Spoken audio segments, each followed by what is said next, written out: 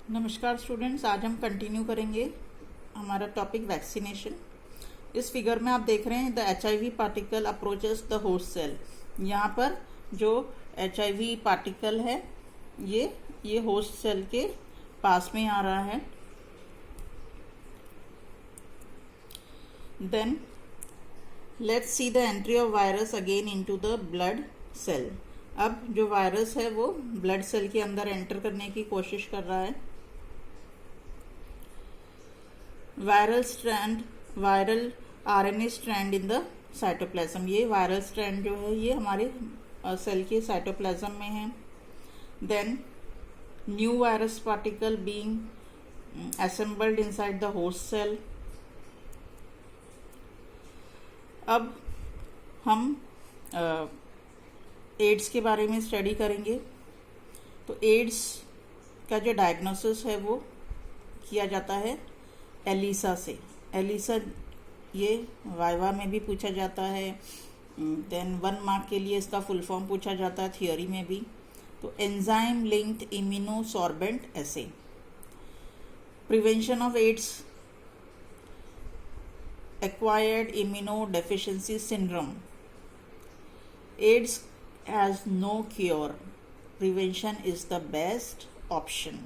तो एड्स का कोई भी क्योर नहीं है, सिर्फ हम उसे प्रिवेंट कर सकते हैं। कैसे प्रिवेंट कर सकते हैं हम? सेफ ब्लड ट्रांसफ्यूशन करके, डिस्पोजल नीडल्स, सिरिंज यूज़ करके, then free distribution of condoms. जैसे हमने स्टडी किया था कि मल्टीपल पार्टनर्स के साथ सेक्स करने से ये हो सकता है, तो इसके लिए फ्री डिस्ट्रीब्यूशन ऑफ कॉन्डम्स किया जाना चाहिए। या जो लोग ड्रग्स लेते हैं, इंट्रावीनस ड्रग्स लेते हैं, तो वो नीडल्स का यूज़ कर लेते हैं। एक इंडिविजुअल दूसरे इंडिविजुअल के नीडल्स का यूज़ कर लेता है, तो हो सकता है उससे भी एड्स हो। देन ब्लड ट्रांसफ्यूजन, एड्स संक्रमित ब्लड जो है वो अगर ट्रांसफ़र किया जाए किसी दूसरे नॉर्मल इंडिविजुअल में, तो भी वो स्प्रेड हो सकता है।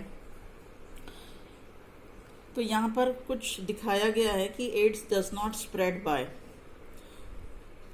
Spread by playing together, bite of mosquito, shaking hands, swimming together, coughing और sneezing, eating together, sharing of public toilets. तो इससे एड्स नहीं फैलता है।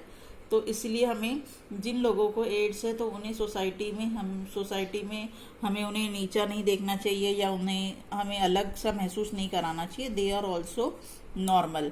तो इन चीज़ों से जो है, हाथ मिलाने से, खेलने से, खाने से उनके साथ एड्स स्प्रेड नहीं होता है। देन हमारा नेक्स्ट टॉपिक है cancer. Cancer, it is uncontrolled cell division leads to production of mass of cell called cancer। तो कैंसर जो है it is uncontrolled cell division. जो कुछ सेल्स होते हैं वो बहुत जल्दी सेल डिवीजन करते रहते हैं या उनका कोई कंट्रोल नहीं रहता। तो इससे क्या होता है कि मास ऑफ सेल्स तैयार हो जाता है उस प्लेस पर, जिसे कहा जाता है cancer. Cancerous cell lose the property of contact inhibition. तो हमारे जो नॉर्मल सेल्स होते हैं उनमें एक प्रॉपर्टी होती है कॉन्टैक्ट इनिबिशन की। जो उनके आसपास के सेल्स होते हैं उनके साथ वो कॉन्टैक्ट रखते हैं। तो इससे क्या होता है कि वो ज़्यादा डिवाइड नहीं होते हैं या कंट्रोल डिवीजन में होते हैं। लेकिन जो कैंसरस सेल होते हैं वो ये प्रॉपर्टी लूज कर चुके होते हैं, इसलिए वो कंटिन्यूसली डिवाइड करते रहते हैं। और जब ये डिवाइड करते हैं तो उस मास ऑफ सेल को कहा जाता है ट्यूमर।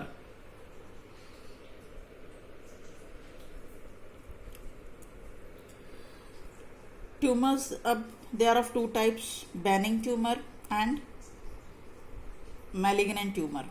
तो बेनिंग ट्यूमर जो है ये ज़्यादा डेंजरस नहीं होता है या लिटिल डैमेज कॉज करता है, ये दूसरे लोकेशन में स्प्रेड नहीं होता है। It is confined to only 1 place और ओरिजिनल प्लेस। मैलिग्नेंट ट्यूमर जो है ये, इसके जो सेल्स है या इसके जो प्रोलिफरेटिंग सेल्स है ये दूसरे प्लेसेस में इन्वेड करते हैं। इनके सेल्स जो है वो रैपिडली ग्रो करते हैं, एक्टिवली डिवाइड करते रहते हैं।